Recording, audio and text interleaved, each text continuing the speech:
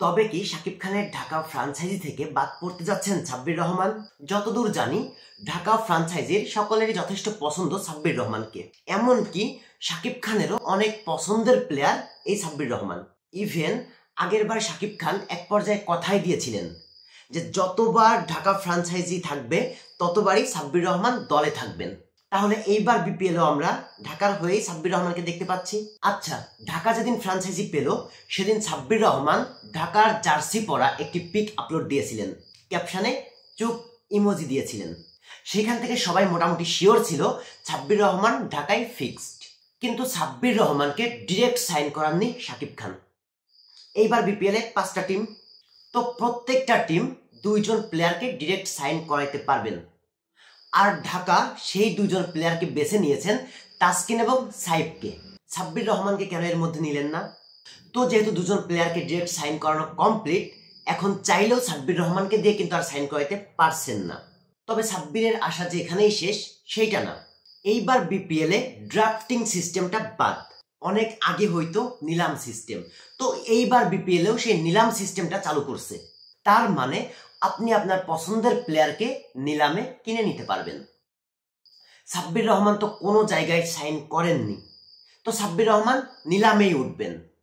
তো সেখান থেকেই কি পিক করতে চান সাব্বির রহমানকে? রিক্স হয়ে গেল না?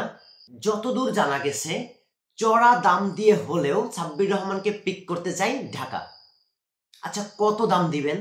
বিপিএল এর যে রুলস তাতে দেশীয় প্লেয়ারের উপর 4.5 কোটির বেশি ইনভেস্ট করা যাবে না, ম্যাক্সিমাম 4.5 কোটি। এর মধ্যে থেকে 50 লাখ, 60 লাখ, 70 লাখ দিয়ে হলেও ঢাকা সাব্বিরকে পিক করবে।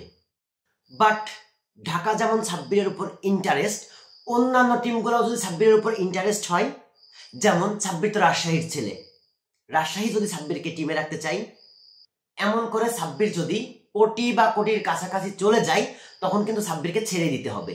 কারণ আপনি 1 কোটি বা 1 কোটি প্লাস দিয়ে কিন্তু সাব্বির রহমানকে দলে রাখতে পারবেন না। কেন? কারণ বিপিএল এর যে সিস্টেম তার মধ্যে ন্যূনতম 13টা দেশীয় প্লেয়ার রাখতে হবে, আর এই 13টা দেশীয় প্লেয়ারের সর্বোচ্চ বাজেট 4.5 কোটি।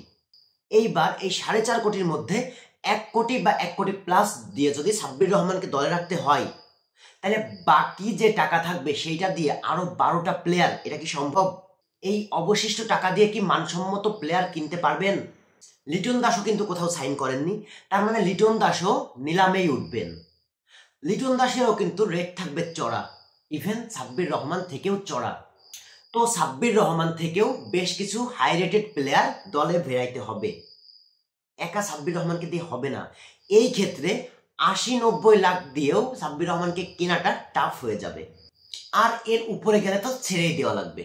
তবে কথা হইল, ঢাকা সাব্বিরের উপর যতটা ইন্টারেস্ট বা যতটা রেট দিয়ে সাব্বিরকে দলে ভেড়াইতে চাবে, অন্যান্য টিমগুলা সেটা পারবে না বা সেটা চাবে না।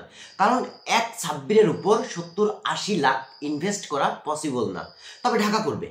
তো সেক্ষেত্রে সাব্বিরকে আমরা ঢাকার হয়ে খেলতে দেখতে পাবো।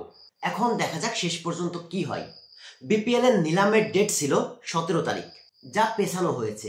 এখন নিলামের সম্ভাব্য ডেট 21 তারিখ। এখন দেখা যাক 21 তারিখের পর নিলামে কোন টিম কোন প্লেয়ারকে পিক করে সেটা আমরা জেনে যাব। তো আপনাদের কি মতামত? এত চড়া রেট দিয়ে সাব্বির রহমানকে যে ঢাকা পিক করবে, সাব্বির রহমান কি সেই প্রত্যাশা পূরণ করতে পারবে? সাব্বির রহমানের কোয়ালিটি, সাব্বির রহমানের অ্যাবিলিটি বা সাব্বির রহমানের বর্তমান ফর্ম কি বলে? আপনার কি মনে হয় প্রত্যাশা পূরণ করতে পারবে সাব্বির রহমান? কমেন্ট করে জানাবেন। ভিডিওটি ভালো লাগলে লাইক করবেন, আর বিনোদন জগতের যে কোনো আপডেট নিউজ পেতে চ্যানেলটি সাবস্ক্রাইব করে পাশেই থাকবেন। ধন্যবাদ।